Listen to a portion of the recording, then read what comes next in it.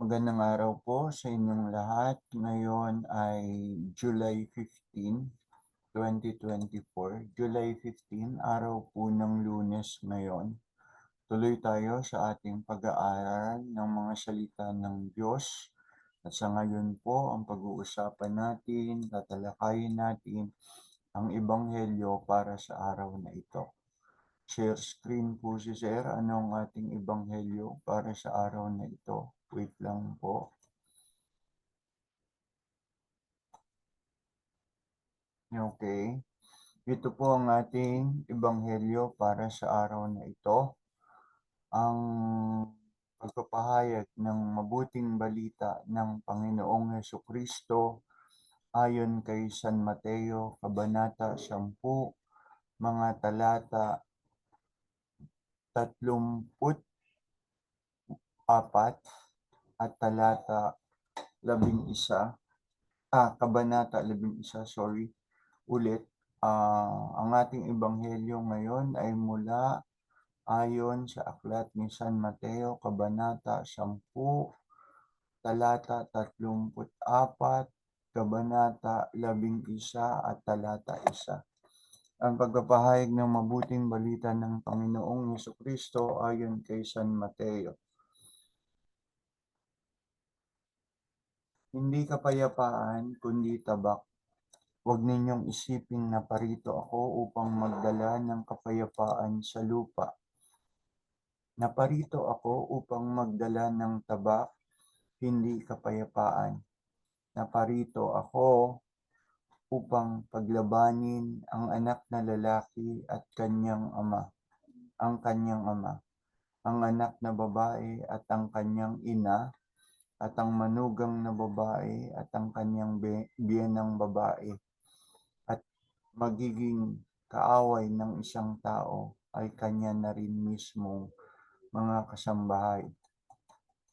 Ang umiibig sa kanyang ama o ina nang higit sa akin ay hindi karapat-dapat sa akin. Ang umiibig sa kanyang anak nang higit sa akin ay hindi karapat-dapat sa akin. Ang hindi nagpapasan ng kanyang krus at hindi sumusunod sa akin ay hindi karapat-dapat sa akin. Ang nagsisikap magligtas ng kanyang buhay ay mawawalan nito, ngunit ang mawalan ng kanyang buhay alang-alang sa akin ay magkakamit nito. Ang tumatanggap sa inyo ay tumatanggap sa akin, at ang tumatanggap sa akin ay tumatanggap sa nagsugo sa akin. Ang tumatanggap sa isang propeta dahil sa ito'y propeta ay tatanggap ng gantimpalang nauukol sa propeta. At ang tumatanggap sa isang taong matuwid dahil sa ito'y matuwid ay tatanggap ng gantimpalang nauukol sa taong matuwid. Tandaan ninyo, sino mang magbigay ng kahit isang basong malamig na tubig sa isa sa mga maliliit na ito dahil sa akin, dahil sa siya'y alagad ko, siya'y tiyak na tatanggap ng gantimpala. Pagkatapos sa mga tagubiling ito sa kanyang 12 alagad, umalis si Jesus upang magturo at mangaral sa mga bayang malapit doon. Ang mabuting balita ng ating kaligtasan. Pinupuri ka namin, Panginoong Hesukristo. Stop share na po ako. Okay, simula na po tayo sa ating talakayan at pag-uusap tungkol sa Ebanghelyo para sa araw na ito.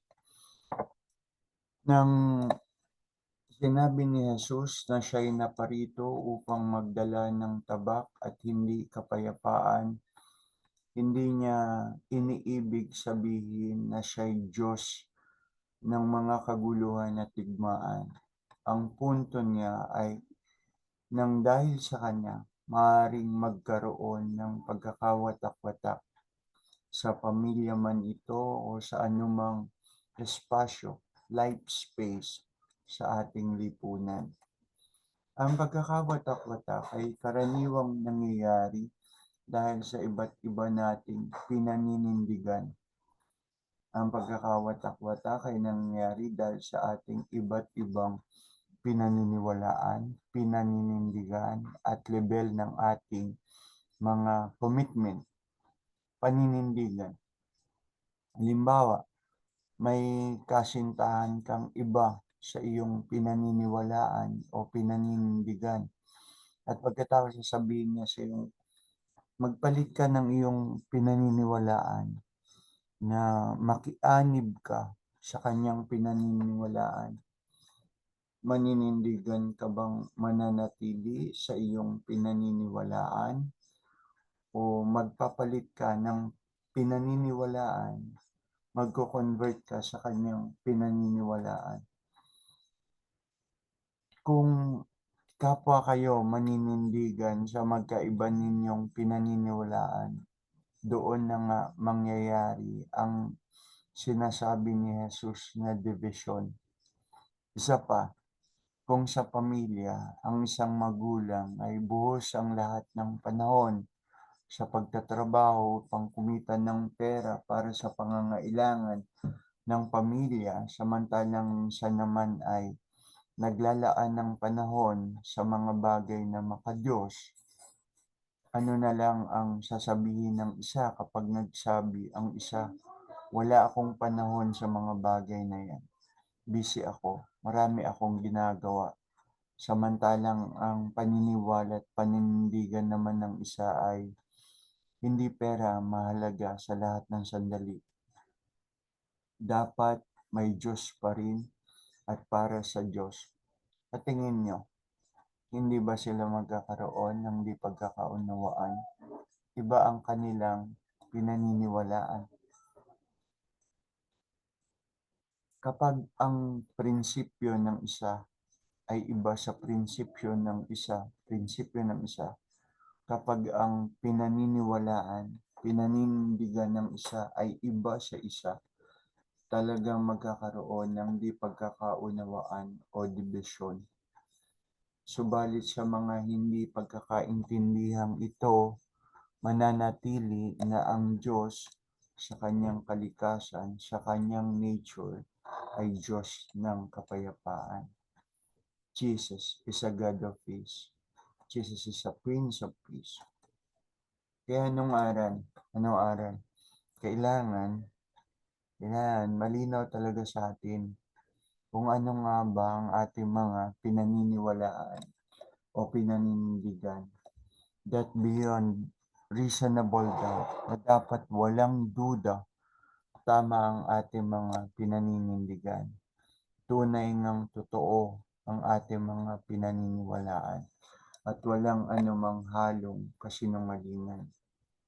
May mga kaibigan akong mag-asawa, kaibigan ko sila kapwa, yung babae at lalaki. Yung isa'y aktibong born again Christian simula pagkabata, samantalang yung isa naman ay aktibong Katoliko simula rin pagkabata. Nang maging sila, hindi maiwasan na tanungin nila sa kanilang mga sarili kung ano nga ba sa pinaniniwalaan nilang dalawa ang tama. Kung ano nga ba sa kanilang pinaniniwalaan ng tama. Paniniwalaan ba ng isa yung paniniwalang pagiging protestante o paniniwalaan din naman ng isa yung paniniwalang katoliko? So, anong nangyari? Nagsuri sila, nagsaliksik sila na sa pagsasaliksik, humantong pa nga na muntikan na sila maging Muslim. Hanggang sa pagsasaliksik nila, nasagot nila mga tanong nila tungkol sa pananampalataya. It was like as if they truly found the true faith. Huwag na nating i-mention kung ano sila o ano ang kinahantungan nilang pinananampalatayanan. Huwag na nating i-mention. Basta ang point doon, nagsaliksik sila. hinanap nila ang talagang katotohanan tungkol sa tamang paniniwala. Yun ang importanteng point doon.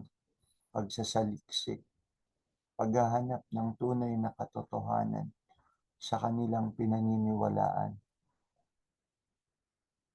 Sa pang-aral, huwag tayong padalos-dalos sa ating mga pinaniniwalaan. Kailangan talaga nating magsurit, magsaliksik. Huwag tayong mabilis na padadala sa anumang emosyon na agad maniwala sa isang paniniwalaan dahil nasalin lang ang ating emosyon, ang ating feelings. Ang paniniwala natin ay hindi lamang basta dapat nakabase sa emosyon. Ang paniniwala natin ay hindi nga nakabase sa paiyak-iyak lang or any feeling of elation, anumang pakiramdam ng katuwaan. Okay. Our religion, our faith is not based solely on emotion. Let us pray. Manalangin na po tayo. Panginoon naming Diyos, patuloy kaming naniniwala na Ikaw ay Diyos ng kapayapaan,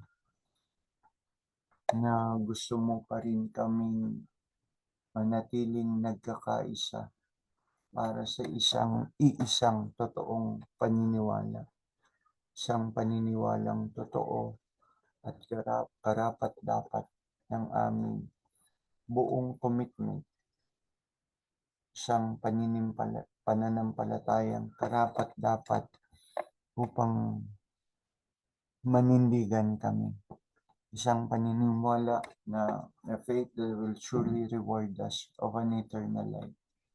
Panginoong Diyos, keep us united in your love. Give us the peace. Ibigay mo sa amin ang kapayapaan na tunay na ikaw lang ang makapagbibigay. Glory be to the Father, and to the Son, and to the Holy Spirit, as it was the beginning, is now, and never shall be, world without end. Amen.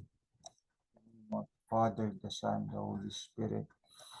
Amen. So, iyan po, mga kapatid, mga kaibigan, nakatapos na muli tayo sa ating pag-aaral ng Ebanghelyo. So again, saliksikin natin ang ating mga pinaniniwalaan. Dapat nga bang ito ang ating paniwalaan? Saliksikin natin ang mga dapat nating panindigan. Ito bang bagay na ito bang paniniwalang ito bang talagang dapat kong panindigan? Yun. So God is telling us today to know our faith, to seek what is true faith. Yan din ang aral ng Ebanghelyo ngayon. Bagamat maraming aral, iba pang pwedeng pag-usapan sa Ebanghelyo ngayon, yan ang point ko sa pag-share sa inyo ngayon. Taliksikin natin ang ating pinaniniwalaan. Huwag tayong padala sa ating mga emosyon. Pabigla-bigla tayo. Dahil doon tayo nasiyahan, dahil doon tayo natuwa. Agad tayo magkukonclude na iyon na ang tamang paniniwala. So again, our faith is not solely based on emotion. Okay? It's not solely based on emotion. So yan lang po mga kapatid. So muli, paalam sa inyong lahat at magandang araw sa inyo. Patuloy tayong pagpalain ng Panginoon sa mga araw ng ating buhay. Amen. So paalam na po. Paalam.